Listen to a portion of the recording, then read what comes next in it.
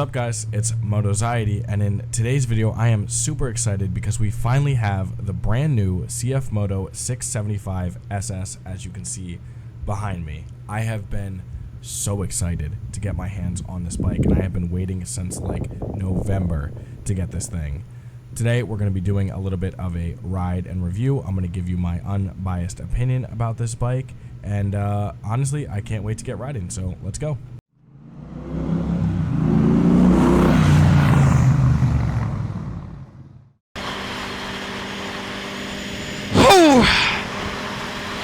Alright guys, so here we are on the bike.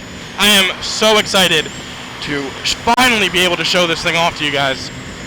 I have been waiting forever to get this bike, and I have been trying to be hush-hush and not talk about it on the channel, but I basically put a deposit on this thing a lot of months ago, back in November, after I saw it at Moto America. The specialist at Moto America for CFMOTO was super informative, and I could just see it on his face. He was really excited about this bike, and I could tell it was going to be something special. So pretty much right after that, I dropped my deposit on this thing, and I have been waiting for it ever since. I'm out riding today with Justin. We've basically been putting some miles on this bike, and I've been trying to find things about it that I like, things about it that I don't like, so I can come back onto the channel and report it to you guys and give you my full unbiased review. I understand that I paid for this bike, I understand that I was excited for this bike, but I am still going to come on here and be objective and let you guys know what I think of it and the things that I actually really don't like about this bike. Because it's not all sunshine and rainbows, even though this thing is an absolute machine, especially for the price point. So we're going to start off with things that I like about this bike, and I just mentioned the price point, and that is a big thumbs up. I love the price point on this bike. MSRP is $7,900 on this thing. I think at the dealer I paid a little over $8 grand for it, which is super affordable. This is a 675. It is basically like a 650. For those of you who don't know, Justin's bike next to me is a 600. That is a true sport bike. It makes about 115 to 130 horsepower. It's a Yamaha R6. That is a true sport bike. This is more of a sporty, relaxed bike, I guess would be the right word for it. It makes a little less horsepower. It's more intermediate, so it's closer to like the R7, although it does make a little bit more horsepower than the R7. We'll talk about that in a second though. But yes, big thumbs up for the price point. It comes in $7,900 MSRP, which I think is super affordable. For that price point, you get a lot of things. Again, massive thumbs up to CFMOTO here. They've done a fantastic job with including a lot of things on this bike for a low price. I think starting off with the styling, they did a great job with the styling. Obviously, that is going to be a subjective thing. Maybe some of you guys won't like the styling of this bike, but I think it looks really good for such a low price point. And then it also, in my opinion, like, I don't know, I kind of like things that are a little bit outside of the mold of what you normally see.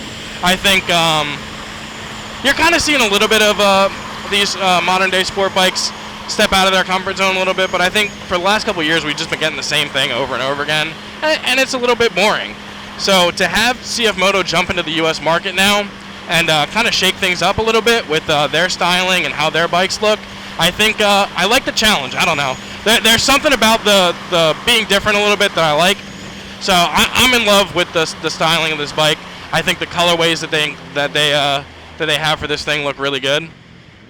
And I think the one that I picked out for this bike looks fantastic. It is the black and silver. So I think it's going to look really good next to my Triumph. Don't mind this right here. This is not a scratch. There was a big spider on my tank, and I don't like spiders, so I crushed it and I killed it. But that is not a scratch. But yeah, this thing, I think it looks really good. The only thing I want to get rid of is this blue right here, because I'm not a big blue guy. But again, another thumbs up from me for the styling of this bike.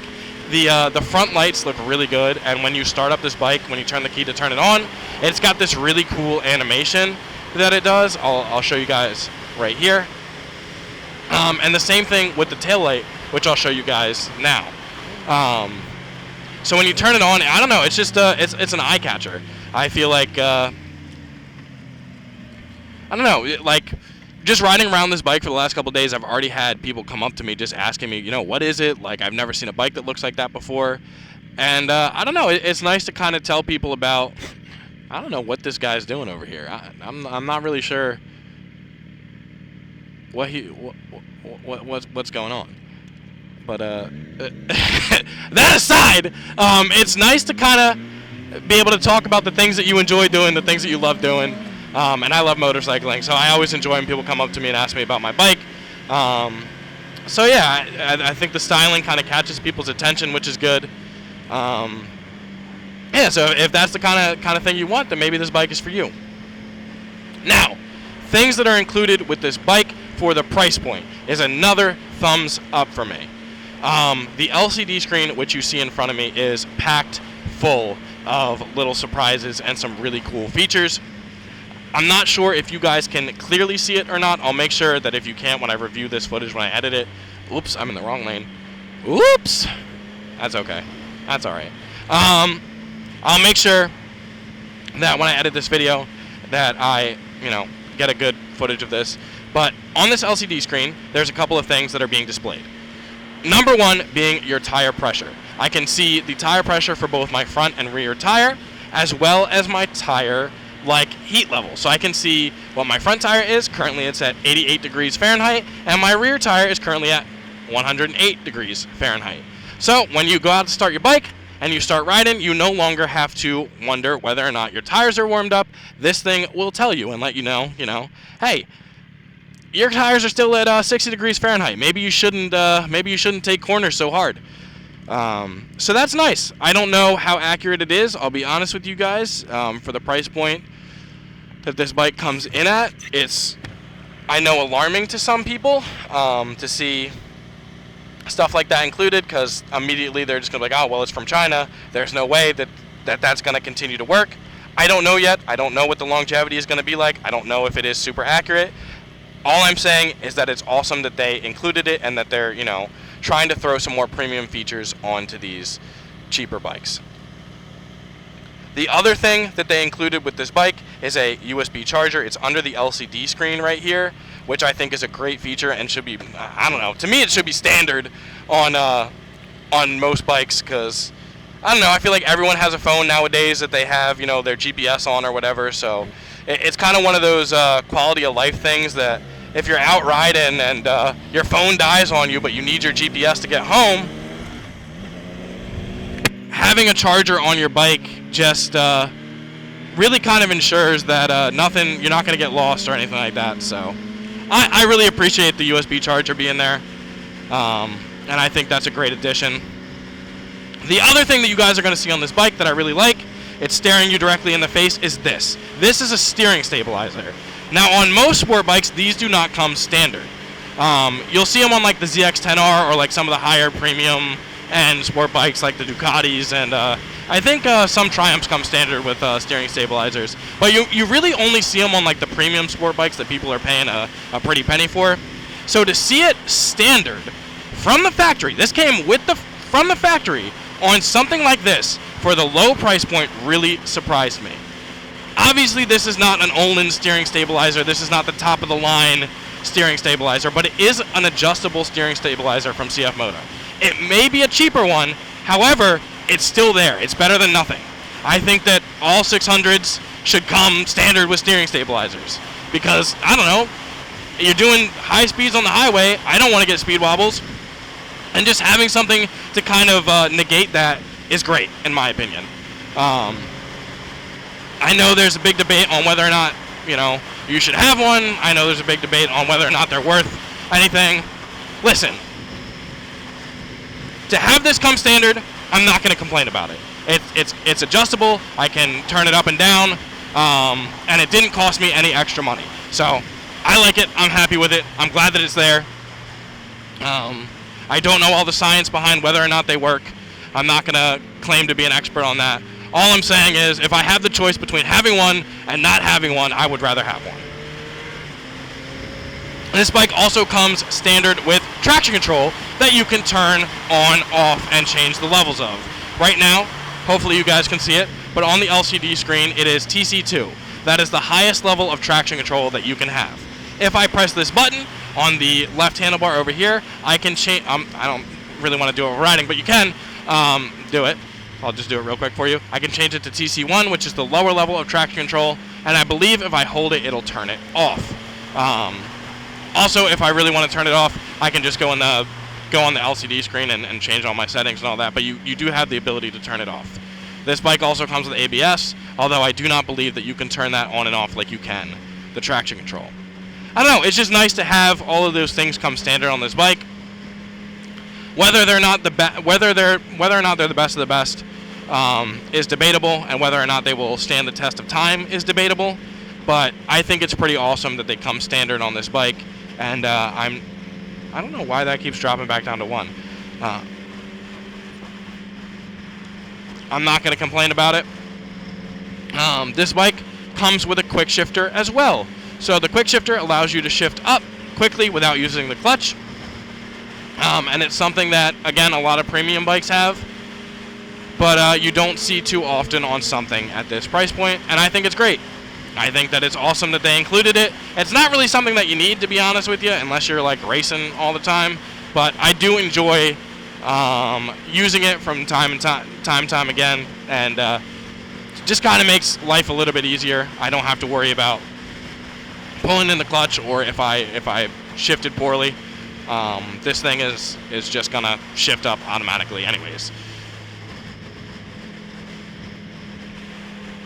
So I pretty much covered everything that I like about this bike. I pretty much covered all the features on this bike that I've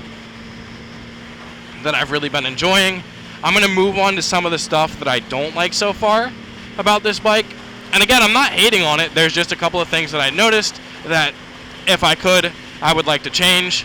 But I'm not complaining about it. This thing, I wanted it. It costs a certain amount of money, and I sort of expected to find some things that I wasn't going to like for the money. Now, the tires were a big one for me. These tires are like a cheaper Chinese brand tire. There's nothing wrong with them per se. They're just, I don't know, they don't feel the best. I don't really know anything about the brand, so I would just rather have a brand of tire that like I know and I trust. So I plan on switching those out at some point, but these will be fine for now. They just, I don't know, I feel like they could use an upgrade, and I think that would really improve the handling and feel of this bike. The quick shifter on this bike, and this could just be me personally because I'm used to my Triumph quick shifter, so I'm used to how that feels. This quick shifter is a little slow and a little clunky, honestly. But again, not a complaint. It's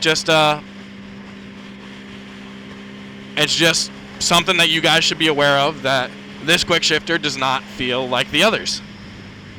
Or at least the others that I have experienced so far.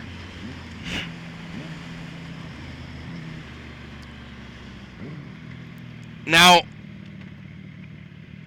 on to something that's a little bit more concerning. This throttle.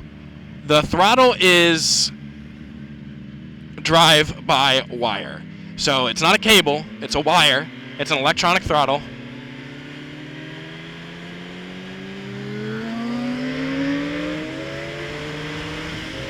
I wasn't sure what that person was doing. I wasn't trying to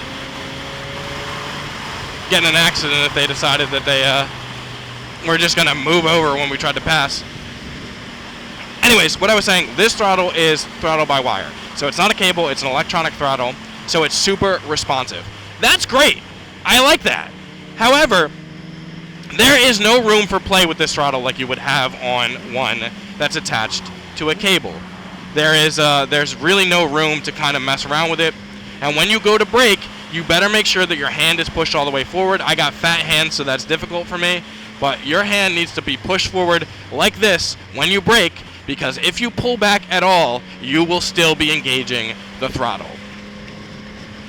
For new riders, this is something that, they need to be aware of, because that can be super, super dangerous. If you are trying to brake, coming to a stop, and still actively pulling on the throttle, that is room for some serious error and possibly seriously injuring yourself. Like I said, I've got fat hands, so the other thing I noticed too is with these high beams, I can just kind of touch them by accident with my finger and they turn on, and so I'm flashing the person in front of me. That's not a super big problem, but obviously you don't want to be, you know, flashing your high beams into oncoming traffic late at night, something like that. Either they might think something's wrong, or you could blind someone. So it's just something to be aware of. I just keep bumping this thing and turning my high beams on, and every once in a while I'll look down and be like, oh man, how'd those get on? So not super big complaints with this thing. There really hasn't been too much about this bike that I don't like. It's super comfortable. It feels great. The riding position's not too aggressive. There was just those few things that so far that I've noticed that if I could, I would change out. But other than that, this clutch feels really good. It's definitely a big upgrade from some of the other CFMOTO clutches that I felt. And I'm overall really happy with this thing, and it's a bike that I would recommend to anyone who is looking at a lower budget bike, for someone who can't, you know, who can't justify spending 12, 13 grand on a sport bike, and they just want to go out and ride and have fun with their friends. And money is kind of tight. Listen, look at something like this. Look at some of the other CFMOTO bikes. They're really, really not bad. I mean, I know a lot of people are going to hate on them because they're Chinese, but I like this thing, man. And I think that CFMOTO has a really good lineup and a really interesting lineup, and it's something that you guys should check out. I hope this review was helpful. I hope you guys enjoyed the bike as much as I have. I'm going to be bringing it on for the 500 mile, for the 1,000 mile, and just keeping you guys updated on the longevity of this thing. Thank you guys so much for watching this video, and I will see you in the next one.